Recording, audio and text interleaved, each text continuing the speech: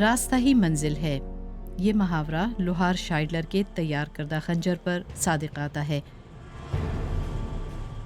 شائڈلر کو بچپن ہی سے جادوئی تلواروں اور چاقوؤں سے لگاؤ تھا۔ 45 سالہ شائڈلر نے اپنے سپر خنجر کو نیسمک کا نام دیا ہے۔ تلوار کی دھار طاقت اور قوت کی مظہر ہوتی ہے۔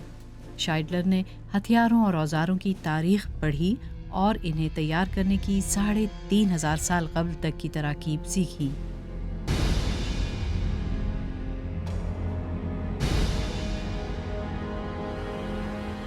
اپنی ورک شاپ میں اس نے انہی قدیمی فنون کو دوبارہ زندہ کیا۔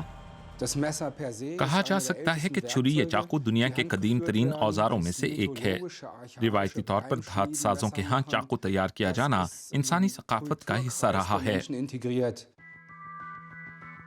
دمشق جادوئی اثر رکھنے والا شاہکار فن پارہ۔ تلوار سازی کا یہ طریقہ مشرق سے شروع ہوا۔ اس جیسی تیز دھار کسی اور ہتھیار کی نہیں تھی اور لچکدار ہونے کے باعث بھی یہ تلوار لاسانی تھی۔ شمشیر زنی کے مقابلوں میں یہ ناقابل شکست تھی اور اسے صرف انتہائی ماہر لوہار ہی تیار کرتے تھے۔ دمشقی تلوار سازی کی تکنیک میں مجھے ہمیشہ سے دلچسپی رہی ہے۔ دمشقی انداز میں تلوار سازی انتہائی محنت طلب کام ہے۔ شائڈلر اور اس کے ساتھی کو کئی تہوں پر مبنی بلیڈ کو 30 سینٹی میٹر تک لانا پڑتا ہے۔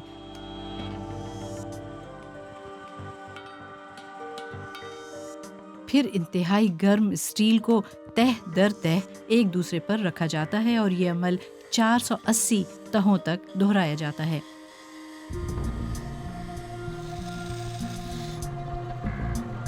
چند دنوں بعد شائڈلر بلیڈ کی جیومیٹری پر کام شروع کرتے ہیں۔ بلیڈ جتنا پتلا ہوگا اس کی دھار اتنی ہی تیز ہوگی۔ وہ اس خاص شکل پر کئی برسوں سے کام کر رہے ہیں۔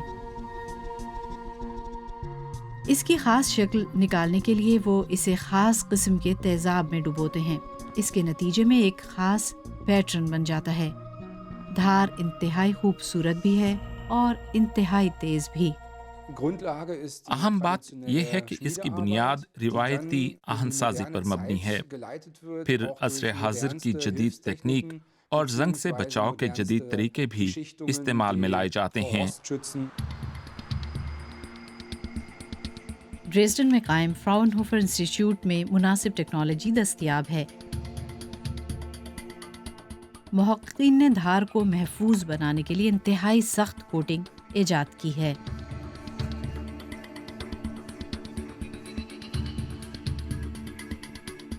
بہترین دستکاری اور جدید ترین ٹیکنالوجی، ظاہر ہے قیمت بھی ویسی ہی ہے۔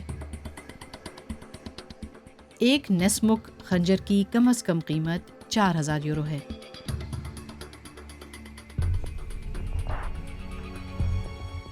اختتامی آرائشی مرحلہ چاقو کو مکمل بناتا ہے۔ اس کی دھار ناقابل یقین حد تک پتلی ہے۔